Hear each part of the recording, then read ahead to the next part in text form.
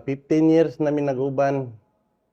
Karon atong time nga 1 year pa mi nag-uban, daghang mga trial naabot sa mong kinabuhi, pero pasalamat kung dako sa Ginoo, kaamog di siyang nalampasan. My mind's a wrecking ball, swinging in between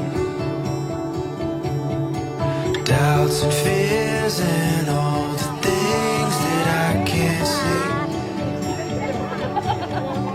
In a world where all the parts feel incomplete. Ate, maraming salamat sa'yo. Message ko lang sa'yo ngayon, sana sa pagpapakasal mo ngayon, maging happy ka forever. At saka, huwag mong intindihin ang mga bagay-bagay na hindi naman maintindihan. Ang intindihin mo lang yung maintindihan mo. Basta be happy lang, always. Yun lang ang message ko sa'yo. At saka maraming thank you sa lahat. Hold on to me. I hold on to you. You'll always be one thing I can't lose.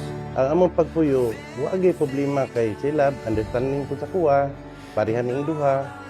O ikaduha na amang gyud mga problema ginagmay, pero masettle na mo dahil ang among mga problema.